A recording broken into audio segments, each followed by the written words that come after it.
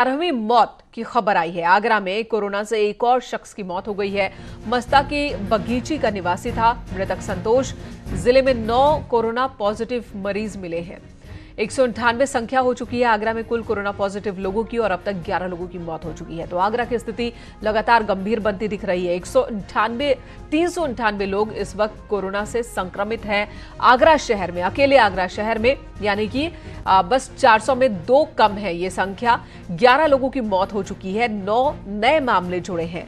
तो इस वक्त की आगरा की स्थिति लगातार विकराल रूप लेता यहां पर नजर आ रहा है। आगरा में कोरोना संक्रमण का ये खतरा।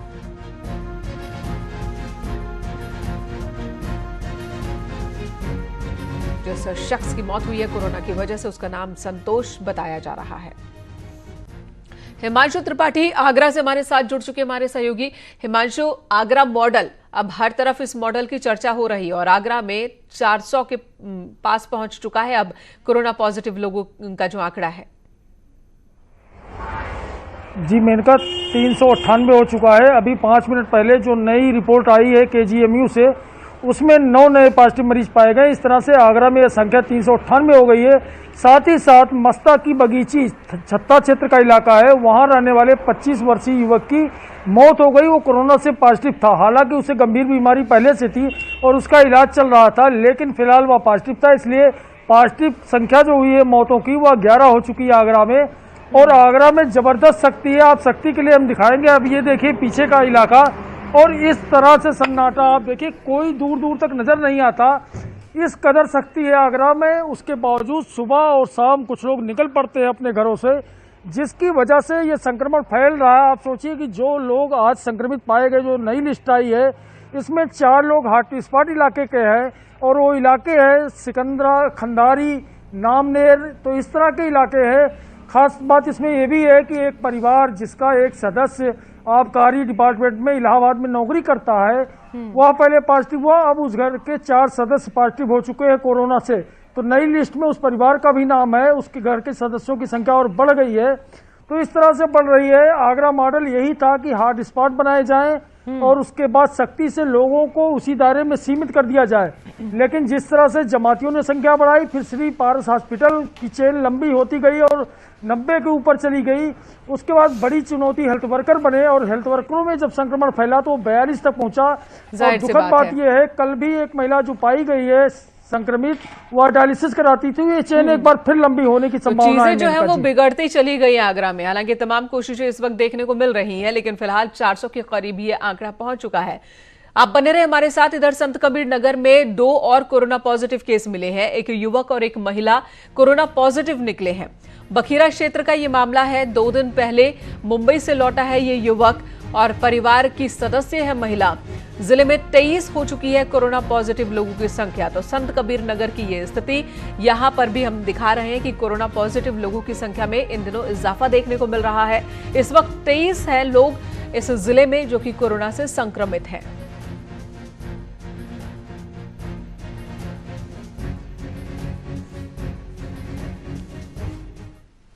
सीएम योगी आदित्यनाथ की टीम 11 के साथ मीटिंग और लोक भवन में सुबह 10:30 बजे ये मीटिंग होगी। प्रयागराज में फंसे छात्रों के घर पहुंचने की समीक्षा करेंगे कि किस तरीके से प्रयागराज में इस वक्त जो छात्र मौजूद हैं उन्हें उनके घरों तक ले जाया जा रहा है। तबलीगी जमात के लोगों के हंगामे पर भी कार्रवाई की एक बार फिर समीक्षा कर सकते हैं मुख्यमंत्री। पॉजिटिव मरीज अस्पतालों में हंगामा कर रहे हैं। खासकर कानपुर से 2 तस्वीरें सामने आई, जिसके बाद हो सकता है कि सीएम इस मसले पर भी आज टीम 11 के साथ मीटिंग के दौरान कुछ चर्चा करें। खासकर कानपुर में जो हंगामा देखने को मिल रहा है, जिलों में शेल्टर होम्स की व्यवस्था पर चर्चा हो सकती है। नोडल अधिकारियों के लौटने वाले मजदूरों को का अपडेट लेंगे नोडल अधिकारियों से सीएम योगी आदित्यनाथ। तो आज 10:30 बजे होगी टीम 11 के साथ सीएम योगी आदित्यनाथ की मीटिंग।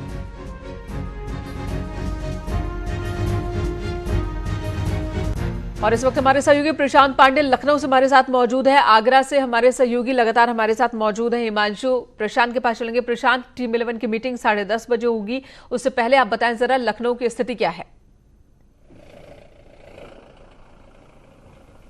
जी बिल्कुल, राजधानी अगर लखनऊ की बात करें तो अभी तक 196 यहाँ पर कोरोना संक्रमित हैं। साथ ही साथ जो 17 हॉटस्पॉट्स यहाँ पर थे उसको लेकर के पुलिस काफी सख्ती से है। बड़ी राहत की बात यह है कि 2 हॉटस्पॉट अब खत्म कर दिए गए हैं, जिससे थोड़ी राहत की सांस यहाँ पर है जिला प्रशासन में। और साथ ही साथ 4 और हॉटस्पॉट को जहाँ पर संक्रमण को देखते हुए जल्द उस पर भी फैसला लिया जा सकता है। वहीं अगर बात करें तो शेल्टर होम हर जनपद को लेकर के मुख्यमंत्री योगी आदित्यनाथ उस पर मीटिंग करेंगे। तो 25,000 बेड का ये जो क्वारंटीन सेंटर है और शेल्टर होम बनेगा उसमें उसको भी लेकर के बैठक होनी है। तो ऐसे कई जो है लखनऊ, राजधानी लखनऊ से खबर है। साथ ही साथ अगर कनिका कपूर की बात करें तो कनिका कपूर का जिस तरीके से कल उनके द्वारा जो है ब्लड टेस्ट हुआ है, उसके बाद में हो सकता है कि वो प्लाज्मा दे दें। साथ ही साथ बड़ी राहत की खबर अभिभावकों के लिए है कि कोरोना के मद्देनजर जो स्कूल फीस की बात थी, अब स्कूल फीस नहीं बढ़ाई जाएगी। साथ ही साथ जिन्होंने बढ़ा दिया है उसको एडजस्ट किया जाएगा। तो ऐसे कई बड़े फैसले कल लिए गए हैं माध्यमिक शिक्षा विभाग से, जिन्होंने लिया है। प्रबंधक अगर परेशान कर रहे हैं अभिभावकों को इस महामारी। हरियाणा से जो उत्तर प्रदेश के लोग हैं उन्हें ले आया गया।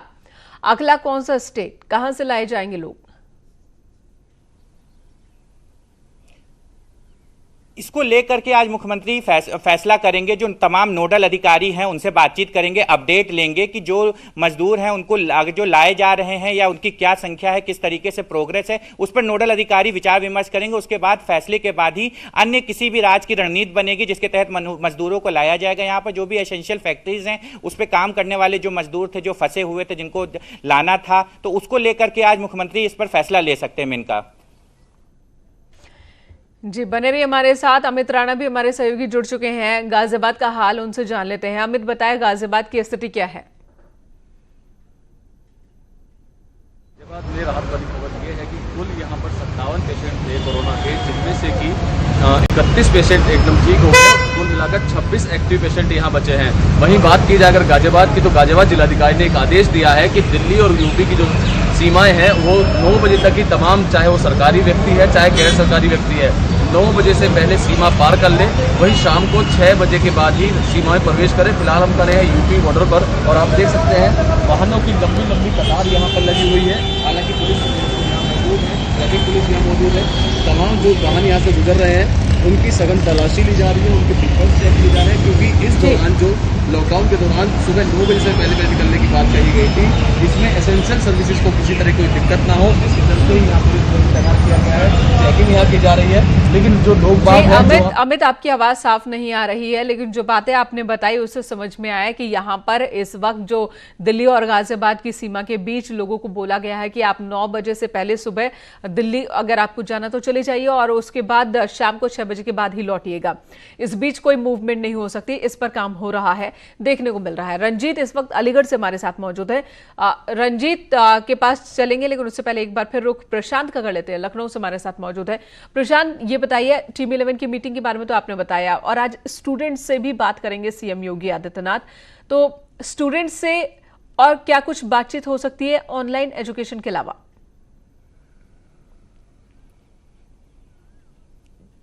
जी बिल्कुल, जिस तरीके से बात की जाए, अभी प्रयागराज में जो छात्र थे जो अभी कंपटीशन की तैयारी कर रहे थे उनको भी लाने की बात थी। उसके बाद जो छात्रों से संवाद है वो उनसे विशेष रूप से किया जा सकता है ऑनलाइन एजुकेशन को लेकर के, जिस तरीके से छात्र फंसे हुए थे। उसके अलावा मुख्यमंत्री जी जो सूत्रों के हवाले से माने उनसे जान सकते हैं कि वहां किस तरीके से व्यवस्थाएं थी, उसके आने के बाद यहाँ उनको किस तरीके की व्यवस्थाएं दी गई, जिससे छात्रों में जो पढ़ रहे थे उनके बीच में किसी भी तरीके से जो पढ़ाई वगैरह की चीजें थी, जी बिल्कुल फीडबैक लेने की पूरी तरीके से तैयारी की जाएगी और उनसे जाना जाएगा कि क्या तरीके थे और जिसके बाद वो यहाँ पर आए हैं और विशेष रूप से जो यहाँ पर उनको सुविधाएं दी गई हैं उसको लेकर के विशेष फीडबैक लिया जाएगा मुख्यमंत्री योगी आदित्यनाथ छात्रों से। ऑनलाइन एजुकेशन पर विशेष तरजीह दी जाएगी। जिस तरीके से ऑनलाइन एजुकेशन का रुख हुआ है शिक्षा में, तो उसको लेकर के विशेष बात की जाएगी कि आगे ऑनलाइन एजुकेशन में और छात्रों को जो समस्याएं आ रही हैं उसको कैसे दूर किया जा सकता है। और विशेष जो बात की जाए कॉम्पिटिशन एग्जाम वालों के लिए, उनके लिए किस तरीके से अगर बात करें तो ई कंटेंट तैयार करके उनको और सहूलियत दी जा सकती है, जिससे इस स्थिति में भी लॉकडाउन के पीरियड में भी उन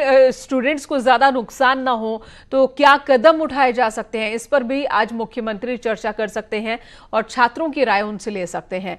हिमांशु, ये बताइए, लखनऊ में तो धारा 144 30 मई तक के लिए बढ़ा दी गई है, लेकिन आगरा में क्या इस तरह का भी कोई कदम उठाया जा रहा है? सवाल इसलिए क्योंकि आगरा में तो सबसे ज्यादा संख्या है पूरे प्रदेश में। जी बिल्कुल, आगरा में तो पूरे साल धारा 144 ही रहती है। यहाँ विभिन्न आयोजन होते रहते हैं पर्यटकों के लिहाज से और तमाम परीक्षाएं होती रहती है। तो यहाँ तो मैंने यही देखा है कि जब एक धारा 44 का पीरियड खत्म होता है तो उसके 24 घंटे या 48 घंटे बाद फिर से नई धारा 144 लागू कर दी जाती है। तो यहाँ तो बेहद सख्ती, यहाँ धारा 144 की बात तो छोड़ दीजिए, यहाँ कर्फ्यू जैसे हालात हैं और यहाँ कोई दूर दूर तक नजर ही नहीं आता। शहर में 32 हॉटस्पॉट है और 32 हॉटस्पॉट का दायरा जो है 1-1 किलोमीटर कर दिया गया है। यानी समझ लीजिए कि कितना इलाका है जो एक तरह से सील हो चुका है। आप किसी रास्ते से कोई अगर निकलता भी इमरजेंसी सेवा का तो उसे जगह जगह बैरियर का सामना करना पड़ता है, गलियों का सहारा लेना पड़ रहा है, तब वह गंतव्य पे जाता है। तो ये जरूरी सेवाओं के लिए भी दिक्कत हो रही है, लेकिन इस दिक्कत को स्वीकार करना पड़ेगा लोगों को। बिल्कुल दिक्कत जरूर हो रही होगी, जो लोग बाहर निकल रहे हैं और जो नहीं निकल रहे हैं उन्हें भी दूसरी तरह की परेशानी हो रही होगी। लेकिन फिलहाल ये परेशानियां छोटी हैं, क्योंकि जितना बड़ा खतरा हमारे सामने है, जिससे हम लड़ रहे हैं, उसके सामने ये परेशानियां कोई मायने नहीं रखती हैं। रंजीत अलीगढ़ से हमारे साथ है। रंजीत, अलीगढ़ का हाल बताएं, यहां पर क्या स्थिति इस वक्त?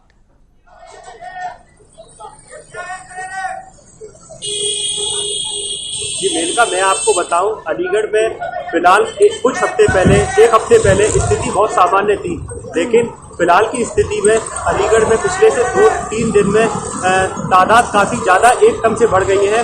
और जो देखा जा रहा है पिछले कुछ ही दिनों में 24 केस अलीगढ़ में पॉजिटिव आ चुके हैं। जिला प्रशासन की कहीं ना कहीं कुछ ही दिनों में 24 केस अलीगढ़ में आ गए हैं और ये जिला प्रशासन के लिए मुस्तैद हो जाने की चेतावनी भी कह सकते हैं। धन्यवाद आप सभी का आज का इस वक्त का अपडेट देने के लिए। एक ब्रेक के लिए हमें रुकना होगा, तुरंत लौटते हैं।